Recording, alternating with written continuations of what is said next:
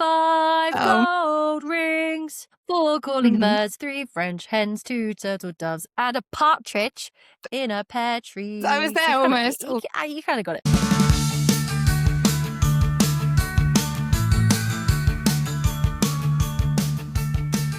Hello and welcome to another episode of Fine-ish, and I hope you are all having a wonderful day, because I know that we are, Hayley, because what are we going to be talking about today? My worst nightmare, Christmas. We just need to have like those, like buzzer alarms that the radio have, where we can suddenly just like blast some honking noises or like some elves giggling or something like that, but we don't. So We don't. We're not there yet. Maybe in a few years. Well, I have to say you're looking very festive. It's forced. Yeah, I can tell. To be fair, if we painted your face green, you could have been the perfect Grinch. I am wearing a green dress actually, so that would go nicely. There we go. Whereas on the other half of the screen, we've got me with my very cute Christmas jumper. Sorry to anyone who's listening to this just for the audio. It's a very cute Christmas jumper. It's a teddy bear holding a snowboard. It is a snowboard with a very cute little hat. And I've got my reindeer antlers on because, we couldn't both be Santa. Although knowing that you were going to be Grinch Santa, I could have been like, good Santa, good cop, good Santa, bad Santa. The Grinch is actually not that bad. He's good all along, really. He's just misunderstood. He's misunderstood, absolutely. Just like the rest of us. Yeah. He's just fine, he's just plodding along in life. He's just fine. He's plodding along, hating everybody, but he's all right. He's a good dude. So, as with the spirit, with the fact you've got your Christmas hat on, and I'm very much in my Christmas outfit, we've got the Christmas tree on in the background. Today's episode is going to be a Christmas special, because how long is it until Christmas? Is it 2 days? 3 days? 3 days. 3 more sleeps, everybody. I hope everyone's got their cookies and their milk ready. So, I guess then, with today's episode, it would be really nice if we talked about some of our Christmas traditions, because there is somebody in the room with us, not mentioning any names, who absolutely despise Christmas. And so I thought it'd be quite interesting to delve into that. Like, why such a beef with, the man in the red suit, Hayley? Do you know what? I don't hate Christmas. I often say that I do, but it would be a lie. I am the first person to ever go to the Christmas markets when they start. You will know this well. Every year, my birthday's in November, and every single year I'm like, let's go to the Christmas markets. I love the idea of Christmas. I love the lights. I love the getting together with people. I love the food in particular. It's all beautiful. What I strongly dislike is the pressure and the stress that comes with Christmas. That's the bit that makes me feel a bit wobbly. And the family element of it, I can find it a little bit tricky as well, because I think in the movies growing up, I had these really high expectations of Christmas being a time for family to come together and be as one, and everything to be beautiful and to play games and all of that stuff. And that's not been my experience so far. Maybe when I was a child, I had some nice Christmas experiences, but as I've grown up, it's just been a day where I felt extremely lonely and envious of other people's families. So I just stopped liking Christmas. I mean, I do try really hard and I do enjoy myself. I have children, as we've already talked about. So it's not that I literally sit there going, I don't want to talk about it, I'm not participating. It's not like that. It's just a case of I can't wait for it to be over. Yeah, no, I think that's absolutely fair enough. And I think realistically, when we become adults, I think that, the magic disappears, because suddenly we're having to fund our own gifts to people, and that sucks in itself, doesn't it? The magic disappears. We're now having to save up quite a lot, to be fair, to get us through December, because it's not only gifts for people and the purchasing of food and things like that, but it's also the pressure of, have I got the right gifts for people? How much is somebody spending on me, and should I then spend the same amount on somebody else? Likewise, exactly like you said, you've got so many different households that will go really, really big with Christmas, really amazing, massive table with all of the family members around, which I'm sure is absolutely marvelous. But then there are some people where it's just a tight-knit little family, and actually it's the same people who they see all the time, every single day, just with Christmas hats on this time. Yeah. So I think Christmas just means something different to so many different people. But just the magic disappears. And I think we can try so hard to try and keep it alive. And sometimes it works. Sometimes it doesn't. I think wine helps. But it's just, you don't drink wine. Shut up. You don't drink wine. People do. Fine. I don't. I'm apparently the weird one. It's fine. I don't drink that much wine either. I do like mulled wine though. I do. That's one thing I do like about Christmas. I will have some mulled wine. Not much, because it gets a bit weird after drinking 2 cups, but I would quite happily sit and have a nice mulled wine, put my candles on, listen to some Christmas music, and I'm happy. But you mentioned about the gifts and kind of buying gifts for people and not knowing that's across. No, hang on, that is crossing my line. I don't do gifts. That's one thing that I just don't do for friends. Within my family, we do Secret Santa for the grown-ups. We just do buy one gift for your person. We have a £50 budget, which for some people is still a lot of money, whereas for other people, that's not much at all. Whereas we put that within my family because it means that everybody can afford that. But that's it. And then the whole focus is on the children. I speak quite publicly about how I strongly disagree with the amount of gifts that children get. I mean, I strongly disagree with the amount of children that are on this planet, but we can't say things like that. You've already talked about that publicly as well. The world is so overpopulated. I dressed up as an elf all morning yesterday working with children for free. Didn't have to do it just because I wanted to have fun. So, I say these things, but that's just a load of sack of shit, really, isn't it? Yeah. Anyway, sorry. What were you saying? No, but essentially, I just think it's really ridiculous here in England and in the Western world, how many presents are underneath a Christmas tree and how children wake up and have piles and piles of gifts. They unwrap them with this excitement, but then they don't even really pay attention to what they're getting. That present gets pushed to one side. They move on to the next one. There's no level of appreciation. And having lived in poverty for quite a big chunk of my life, that really gets to me. I'm like, you are not appreciating the simple things that you're given. And I understand that children don't necessarily have the same appreciation as adults. I don't think we're doing them any favors by buying them that many gifts. And that's something that my husband and I really struggle with. So we, within our little family, we keep things nice and small based on, the important thing is being together. It's about family time. It's about eating together and appreciating that we're all here. It's not about piling up gifts. But I think we live in a country where gifts is the priority. We're not even a fucking religious country, Abby. Why do we even, tell me again, why do we celebrate Christmas? Do you believe in Jesus and God and all of that? Don't sit there and don't tell me because that would be news to me. Well, it's because no one knew. I nearly died and I saw a glimpse of heaven. That would be a load. I was going to say, you could tell I was lying because heaven would not be waiting for me. No. I would get there and they'd be checking the list and they'll be like, oh, fuck, sorry, I've made a mistake. How do you spell your name? Oh, yeah, you're ABR. You need to go downstairs. Yeah, out. But no, we are not a religious country. Although you wouldn't think it. You wouldn't think it now. But I think, it's so, and even that in itself, though, the religious story, the religious aspect is actually a really lovely thing for Christmas and this time of year. But even that is forgotten about or lost amongst, again, this materialistic need for presents after presents after presents. And then, but you can't have another year go by or the next year where they didn't get as many as last year. So it's almost like parents are setting themselves up for failure because they have to keep getting more gifts every single year. It's wild, right? So here...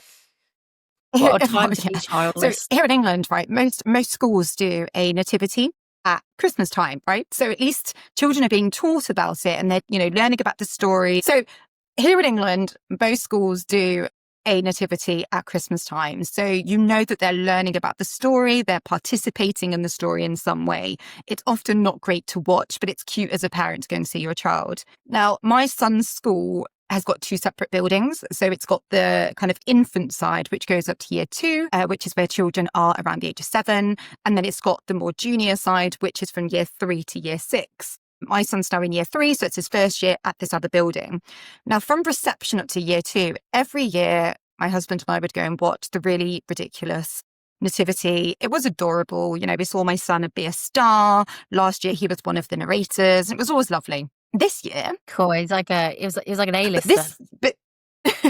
With the big characters. This year, no nativity. There was no nativity, and it is a Church of England school. You would expect them to continue doing the nativity, yet they didn't do it. Instead, we were invited to a festive fun run, which is where parents can turn up and do, I think it's a 2-kilometre run with their children. You're allowed to wear Christmas jumpers, and you donate £1 to the school fund. Fine. Got cancelled because it was raining, and they moved it into the hall, which wasn't as cool, so parents were no longer invited. Fine, no big deal. I'm not too fussed about that. But then instead in the nativity, they also offered a Christmas performance. I was like, oh, okay, this will be nice. Long we go to the performance. Okay. And it was about 20 minutes long, and the year 3s participated in how do I describe it? It was essentially a samba performance where they'd had a music teacher go in external to the school to teach them about samba music. Right? Do you know where samba music comes from? Spain? Brazil. Okay, Brazil. It's beautiful. I love the music and it's really fun. But it's Brazilian. So they were taught all about carnival, in Brazil. They were talking about how people dress and the music. So they played this lovely piece where, the children had different instruments. My son was on the drums and it was really cool. I sat there going, what the fuck has this got to do with Christmas? It's got nothing to do with Christmas. And then after they did their music piece, they then decided to sing Rudolph the Red-Nosed Reindeer. That was the Christmas performance. I'm like, fucking hell. Even by year 3, we're scrapping the nativity and the Christmas spirit. It was quite amusing. I was quite glad because I don't really care for Christmas, but it just shows that even some schools are like, oh yeah, fuck the nativity, it doesn't matter. Who cares about Jesus? Well, I mean, I suppose, I guess like with the samba thing, that's how Brazil would celebrate Christmas, I suppose. But if they want it to be like, especially with it being a Church of England school, you'd think it would be like sticking with the roots and the traditions of like the nativity. The thing that baffles me though is, and I don't know how all the other schools are, maybe it was just how mine was when I was a youngster. I didn't know that like kids would do a nativity more than once. So like we did our nativity when I was in nursery and that was it. Like you only did your nativity in nursery. Therefore you never did the nativity again. So you only did it once. So I guess that makes it a little bit more special for parents because that was like their one time the kid does the nativity. It's like their moment, their little thing, their little memory thing. So I suppose if they did it like every year, as a parent, I would get sick of going to see them, especially if like it was a situation like what I had where there were so many kids compared to how many characters are on the nativity that they started making up characters. Because I was a cat and I don't think they had cats at the nativity. Like, not to say that they weren't allowed, like we don't discriminate against animals. I'm sure there might have been a cat somewhere in the area, but like in the traditional story of the nativity, there ain't no pussy there. And so I was a cat. And I think that was my one time to be in the nativity. And this is why I said about, your little boy being an A-lister, being like the star, one of like the narrators. Because if you're not Joseph or Mary or one of the wise men or a narrator or one of the angels or the star, you're not going anywhere in life, let's be honest. Especially if you're a To be fair, bloody I was Mary cat. when I was a child. I did participate. It was Mary. Of course I was. Yeah, there we go. Well, I guess it goes to show everybody that it doesn't matter what massive like breakout role you had in the nativity, you still end up making a podcast about how we're just about fine. Whether you were Mary or a cat. Mary and the Pussycat. It could be worse. You could have been a tree, I've seen some children be trees in performances these days. Okay, yeah, at least I was like, You had a at least personality. I could move. But yeah, so it baffles me that they do the nativity like more than once because then I see how it just lacks being special. But Oh, see, I disagree. As a parent, I think it's lovely. I always looked forward to going and seeing him in the nativity every year. I did for my eldest as well when he was young. It was a nice experience and you see them progress. There's also, let's admit it, there's going to be this little bit of competition against the other children. You're like, oh, my child got this character. see, here Your it is. child This didn't. is where it is, folks. This is the A-listers talking. And it's like, what did you get? Oh, your kid's a cat. Yeah, well, mine's a fucking star. Just to clarify, I don't actually feel that way. Oh, yeah, but yeah. So I think realistically, the traditions, like the religious traditions, are starting to get a little bit less and less. Obviously, like if you're from a religious household, probably not because you are making it the priority and all of that. But even for people who aren't religious but still appreciate the religious aspect of Christmas, I think that's just disappearing. And with like the new generation of children coming in, I just don't know how many of them actually even realize that there is a link between Christmas Day and religion and what it's based on. For them, it is exactly like I said. It's this is the day I get presents. This is the countdown to when Santa comes. And Santa obviously wasn't around first. The idea was Jesus, wasn't it? Jesus was around first. Is he? So anyway, so that's the thing about like the religion and stuff and like Santa and the presents and stuff like that. The thing with like, I've tried to suggest to my family to do something like Secret Santa, like what you do, because I love that idea. And I know a few people now that do that. And I say to them like along the lines of, it can still be like a significant gift if we really put that much importance on it. But then it's just down to one person to get one significant gift for one other person, like set a 50 quid limit or something. Because I would much rather spend 50 quid on something really good for one person than £300 on loads of people, or like my whole family, with just multiple presents, not too sure what anyone wants. Some people are just like, I don't know what I want. And I'm like, that's not really helpful, is it, Nanny? Yeah. um, and so if it was just one present, one person, I mean, ideally, no presents, because and I think it's easier as adults to say this, because when we're kids, obviously we love the presents, and I'll hold my hands up Yeah. and be like, yeah, when I was a kid, I bloody loved getting gifts at Christmas. But yeah, as an adult, I now see how we just don't, it's not significant. We just don't need that, especially maybe for kids in the family. If you've got kids in the family, then absolutely get them some gifts. But like to each Yeah. other as adults, like getting together and just spending time together and having quality time when no one's at work and everyone can just relax Yeah. and just be their like best versions of themselves. Surely that's much more important than like some tap from the town centre that's probably going to break in like 2 months. Mm.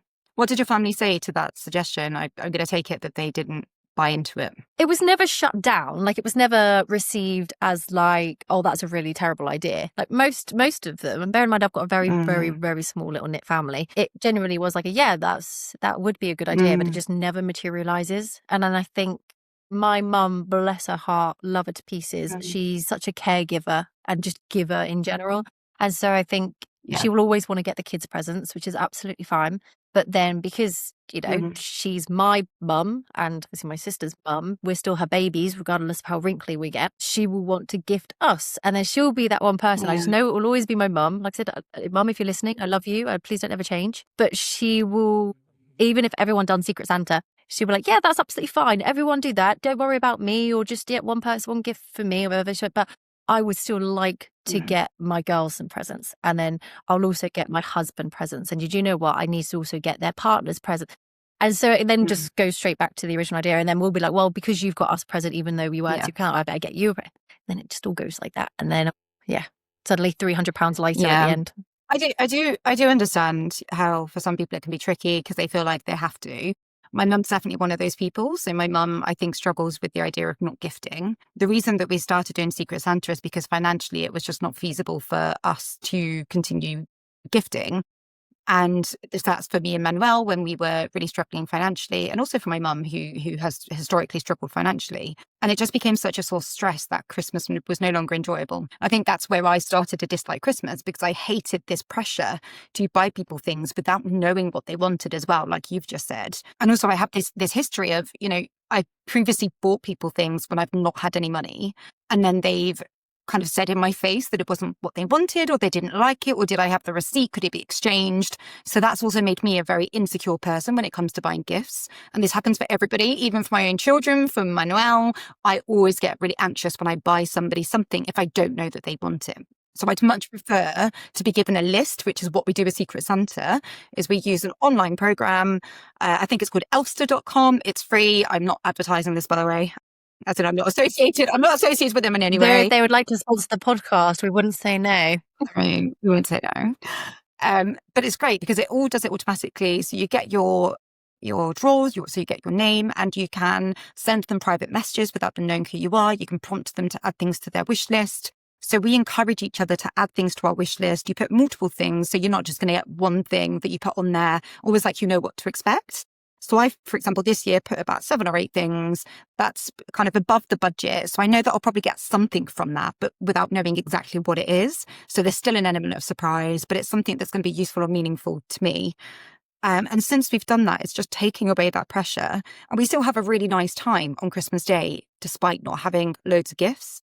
And from a financial perspective, it's amazing because Christmas doesn't feel as heavy as it used to be, It still feels heavy because of the food, and there's always a lot of other stuff going on and events that we go to, but it takes that pressure away. And I just don't want to change that for the world. I think it'd be different if I have loads of spare money, which I'm just not in that position right now. Yes, we are much wealthier than we were 5-10 years ago, but we spend our money on other things rather than shit at Christmas. Yeah, no, basically. I love that idea. So I encourage people to mix things up a little bit. There's also I think it's called White Elephant, or there's another version of Secret Santa that they use in America, which I quite like as well. No. Have you heard of that one? I can't remember if it is White Elephant, but it's where everybody buys a gift and then You don't know what the gift is. You kind of go and choose one, you open it. And then as people choose gifts, you can like swap them and exchange them and steal gifts What? from each other. I don't know the full rules. We did it once at work a few years back, but I can't remember exactly. But I had this gift that I'd picked from a table. It was Yeah. quite a big gift. It was lovely. It was like a pillow with loads of emotion words on it. Very, useful for a psychologist. But then the other person who went after me, she could either switch a new present or swap from somebody that already had a gift. So she decided to swap with me. So she took my gift away and I had to then go and choose another gift, which wasn't as cool as the one Oh, that I'd had initially. So that was really good fun as well. So you're not buying for a particular person, you just buy something within the budget. And then it's this fun game essentially about who's going to get what present and how do you fight for the thing that you want. So that was good fun see, as well. even that is like a better way, I think, than doing like substantial gifts for Yeah, it everybody. was Because at so least fun. that's Yeah. fun as well. And it doesn't have to be great gifts either. You go into it knowing that actually these are going to be, well, they might be tacky gifts, they might be kind of okay gifts, but it's fun. It's just the whole idea of the game. Although I am sat here laughing because I'm just like, trust Americans to find a way to make Father Christmas into gambling, because it's like the risk factor, isn't it? It's like, oh, let's put a bet on, I'm going to take this one, or are we going to risk it? We're going to lose it. We took the risk. We lost the gift. It won't be long before it won't be long before the UK start doing that, Oh, because you know what we're we like. love to We're copy just the like, Americans, don't we? yep, exactly. No. So it would not be long. But basically, what I'm getting from this is that we need to just boycott Santa. We can still have Christmas. We just don't need Santa. Ultimately, all Santa does is bring the gifts. If we don't want the I gifts, we agree. don't need Santa. Yeah. Question Okay. for you though, as we are talking about the big man in red. What age were you when you found out that Father Christmas wasn't real? I think I was 9. I think I had suspicions when I was 8. I think by 9 I was certain, but then I pretended for an extra year or 2 because I still wanted to get That extra is such gifts. a typical like Did you kid do thing that? to do, isn't it?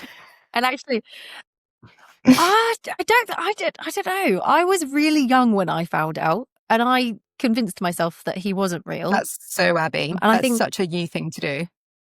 I worked out that I must have been around 6 years old, because we moved from one of my homes when just as I turned 6. And I remember being in this room. It hadn't been decorated yet. And it was the Christmas that I knew for definite in my mind. I was like, nah, that proves it. He's not real. And that would have been the first Christmas in that house. So I would have been 6. I used to have these like cowboy style doors on this really tiny little box room. And you could see through like these little strips of glass. And I had my suspicions anyway, because it was always really weird that my mum and dad would be doing stuff in the loft and they'd make lots of rustly noises. And also we would put like a glass of wine or something for Santa before like we'd go to bed, but then the bottle would be empty in the kitchen next to the sink, and I'd be like, that seems really odd that Santa would just try to drink the whole bottle rather than the glass that we've given him. It's a bit rude, isn't it? And then obviously the sounds that my mum and dad used to make, and plus the fact that like I'm a very closed-minded person, I will admit that, very closed-minded. Yes. And I just thought, how the fuck is Santa getting in my house? Let's be honest.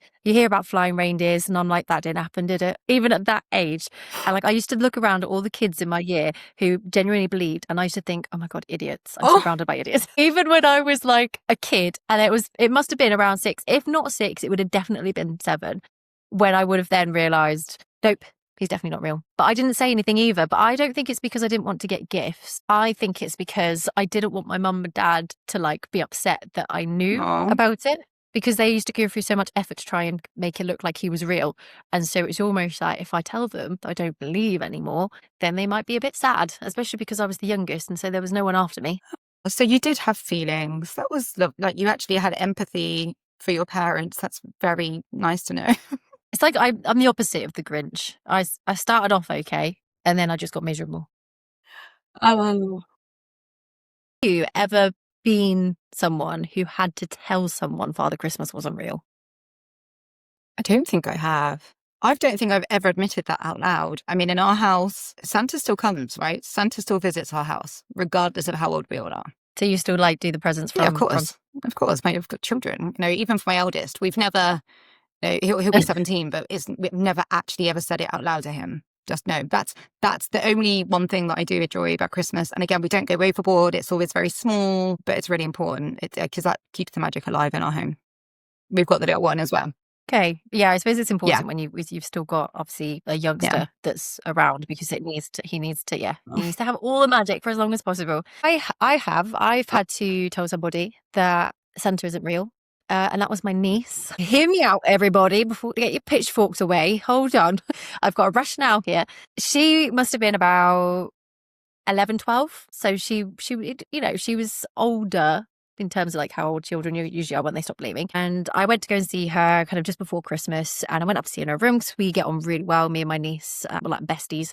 And I said to her, have you and your brother done Christmas and Christmas letter to Santa? And she kind of like looked at me with this weird like no, and then she was like, her brother, he has. And I was like, well, why haven't you done one? And she just again looked at me and kind of scoffed like, ugh. And I was like, okay, what's that face for? And then she just went she paused, she got quiet for a little bit, and then she just came out and she was like, look, can you just tell me if Santa's real? Because I think blah blah blah blah blah blah blah blah blah blah blah. And then she gave me all of these reasons that were very they were good reasons for why she didn't think Mm. Santa was real anymore. And it got to the point where people at her year Yeah. group had been telling her it's not real. And she just wanted somebody just to tell her, matter of fact, is he real or is he not? And I was kind of there and I thought, you know Mm. what? She's really thought about this. This has obviously been actually like tearing her up inside. And she just wants the bloody truth, this poor girl. And I thought, I'm not going to go and Yeah. undo all of her progress in trying to work this out for herself, Mm. because I think that's an important part of being a kid and taking that step Mm. is to figure out Santa's not real for yourself. It would be like almost doing a Mm. disservice to her to then tell her that all of her work that she'd just done was a load of crap and actually he is real. So I said, well, how would you feel if I said that he's not real? Like, would you feel sad or upset? And she's like, no. She's like, I'd be fine. So I was like, okay, well, you genuinely want the honest answer? She said, yes. I said, no, he's not real. And I said, not in that he is genuinely a person that comes into your house to give you gifts. I said, it's your mum and dad that do it. And I said, but the idea of Santa is the magic of Christmas. And I said, so though Mhm. he's not a real person, he is still in spirit in terms of he is Christmas, or he represents Christmas for a lot of people. And then I also Mm. said that it's really important, given the fact that she Yeah. knows that she still keeps the magic alive for her younger brother, to which she was like, obviously, absolutely. And I said to her, I said, Oh. now that you know that, how do you feel? And she genuinely said, yeah, I'm fine. She was like, I knew it anyway. She was just like, it's just whenever I asked Yeah. anybody, like her mum or her dad, they'd be like, no, of course he's real. And she just didn't want, realistically, after chatting, she just didn't want to be the Yeah. person in her year group that still believed in Santa. And so I was like, that's absolutely fair enough. She'd done the graft, she'd done the work, she'd figured it out for herself. Like, Yeah. yeah, you figured it out. Well done. Oh, bless her. I do. There's a lot of discussion, especially among psychologists, around whether it's fair to tell children that Santa exists, that Santa is real, because actually what we're doing is lying to them. And of course, we're trying to model to children to be good citizens and to not lie. And also, to think about the impact that it might have on them when they find out the truth, that their parents have been lying to them. Will they be able to trust us? There's all of this kind of ongoing debate. I don't think that it's a bad thing to tell children, Santa does exist and that this man comes into your house. Whereas actually, when you think about it, it's a bit of a weird, creepy thing to tell a child, isn't it? And It is a bit whether weird. my opinion will change as I get a little bit older, I don't know. But I've always thought it's a really beautiful story and it is magical. And I don't know what my Christmas would have been like without it, to be honest, because we're not religious. And that's where going back to the religious side of it, I think for religious families, I don't think it's as necessary because there's a meaning, there's purpose to the day. Whereas I think for us non-religious folk, Christmas Day is represented by Santa, as you've just said. And once your children grow up and that no longer happens, it's like, it's just another day, really. Exactly. Yeah. It is almost like Santa becomes Jesus. Yeah. Santa becomes one with Yeah. Jesus. It just depends whether you're a Jesus or whether you're team Jesus or whether you're team Yeah. Santa, I suppose. I can imagine so many people like listening to this who are religious being like, this is terrible. Why are you saying these things? How dare you make a mockery of this? It's like, Oh, I'm no, not no, mocking, I absolutely promise. not. Like No. genuinely, it is just matter of fact is that you have non-religious households and religious households. And for the non-religious, they're all very much Santa. Hey, Yeah. big up Santa. And then you've got the religious households, which is Jesus and Lord and, all of those ones, all those great people. Mm. What I also find really interesting across the world, there are different, right? So Santa is very much a Western, modern society way of viewing Christmas. Whereas, for example, Manuel, my husband, being from South America, they don't, Santa doesn't go to Colombia. They've got El Niño Jesús, the child Jesus. Ooh. So they get presents from the child Yeah. Jesus, and they celebrate Christmas on the 24th of December rather than the 25th. And then you've got other countries that do things in different ways. You've got some cultures and religions where they don't celebrate Christmas. And try to explain that to a child when the children go back to school in January and they're all asking each other, what presents did you get? And some children didn't get any gifts because, Santa doesn't visit their home for whatever reason. You've then got some children that receive really big and expensive gifts from Santa. And then you've got some children that maybe got a pair of socks and some chocolates if they were lucky from Santa. So I find that really challenging. And that's one thing that I have always struggled with in regards to Santa is how can we try and make Santa fair or as fair as possible across families?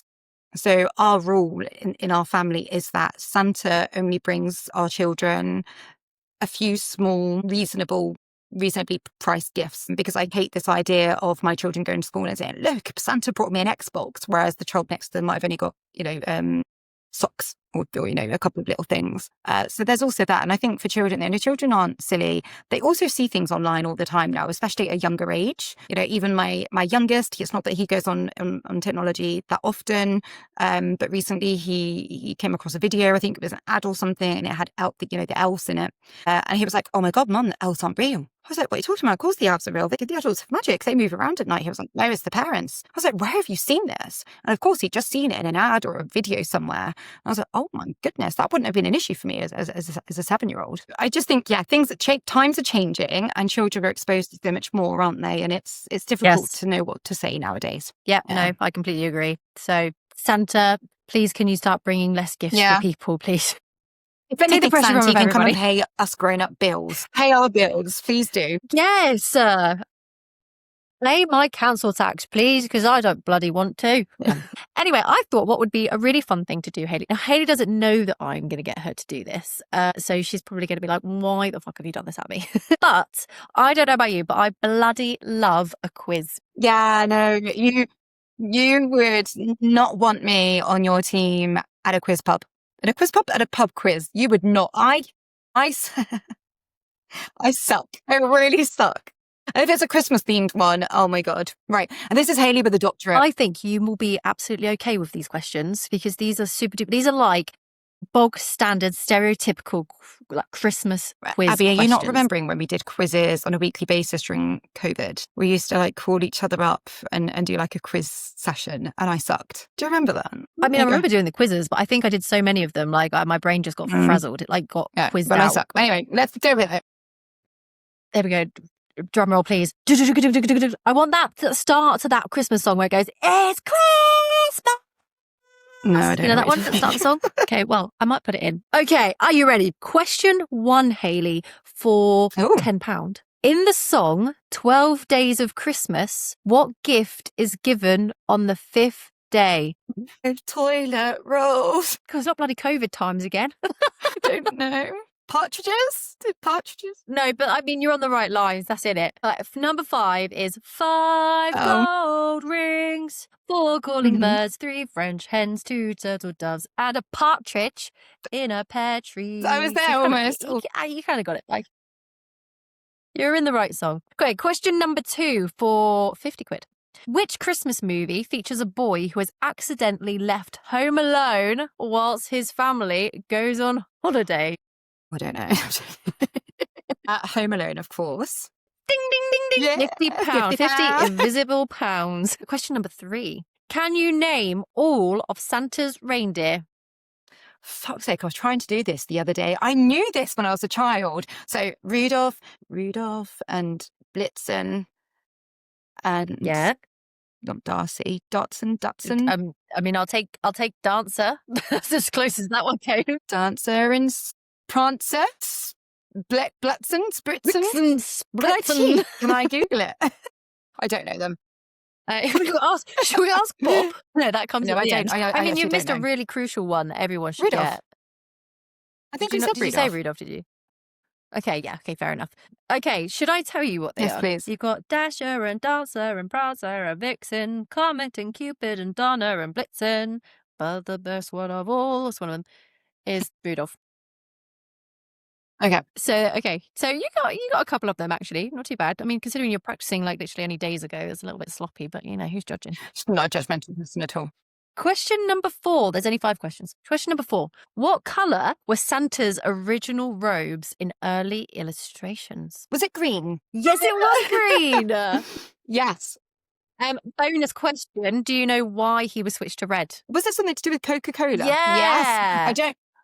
I can't remember the whole story, but yes, I'm sure that Santa was created by Coca-Cola, and it was to do with the branding and marketing and all of that. Yeah. Yeah, he basically, I think it was like he just brought the rights to Santa. And so to match it, they switched him all to red, which is weird now because I couldn't imagine him being green. And then the last one, I don't know whether you'll get, I think you'll get this one. Which traditional item is hidden inside a Christmas pudding for good luck? Was it a coin? Yeah, a silver coin. They do that in Spain as well. I think there's, oh, there we go. Look, so it's overlapping of traditions. Do you know what? You didn't do too bad. What did I get? 2 out of 5? Yeah. 2 out of 5. Not too bad. No, Not too three. bad. Three. You got 3. You got Home Alone, Okay. you got Green, and you got Coin. Ah, there you go. I'm not too bad at all then. So yeah, Not I so think much that's of a not too Grinch. bad. Exactly. So shall we then, speaking of asking Bob, do you think it's taken us to that time of the episode? I do. It's my favourite time of the episode, and I think we've got a really great question for today. So anybody that is new to our podcast, we have a tradition where at the end of every episode, we ask Bob a question. Now, who is Bob, you may be wondering? Bob is the name that I have given my ChatGPT.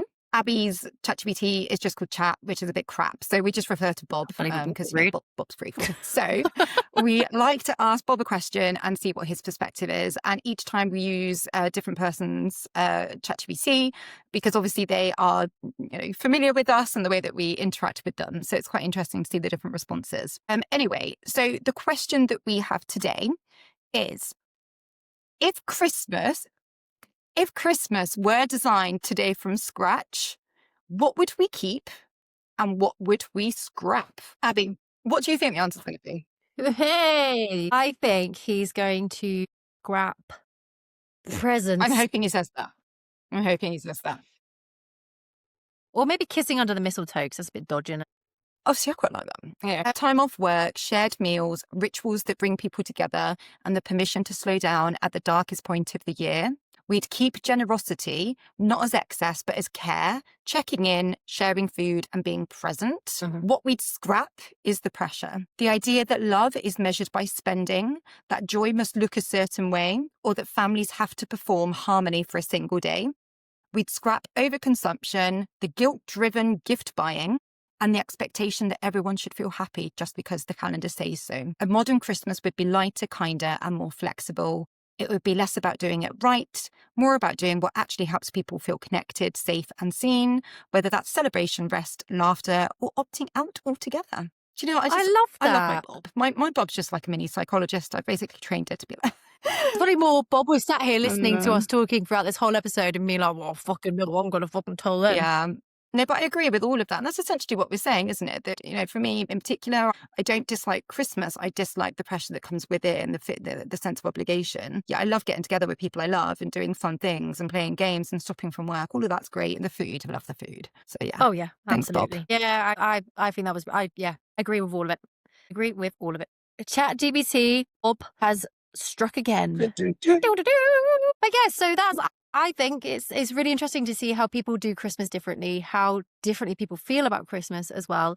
And actually one of the, I think the main themes that people tend to say is just that it's just filled with too much pressure. And I think so many people are thinking that. So maybe watch this space, give it another 10, 15 years. If all of us millennials have now grown up to become adults and we're all feeling this way, hopefully we can then set an example for the generations below to maybe scrap Santa. Is that a bit bold to say? Who knows? Boycott Santa. Boycott Santa. Boycott Santa. Boycott Santa. Kill him. So and then saying that, we're just literally moaned about Christmas and the pressure of everything, and now we're about to go and have our lovely little Christmases, enjoying every little bit of it, and probably getting a bit too tiddly, eating a bit too much food. But no, this is a good episode. Thanks, Hayley. We won't be in the new year with our next episode. We've still got one more episode to do of 2025. And then new year, new us. Yeah, we can talk about that more in the next episode. I'm really excited for what's going to come. And then maybe I'll just talk about Christmas for another year, which I'm very excited about. So definitely not like the normal Grinch movie. We've not started with the Grinch and then her heart's actually gotten bigger. I think we started with a Grinch and then her heart's actually gotten shrunker, like smaller by 2 more sizes. Okay, well, thank you everybody for tuning in. Be sure to check out the video version if you want to see our glamorous little Christmas get-ups. I would, because I think we look rather jolly, if I'm honest.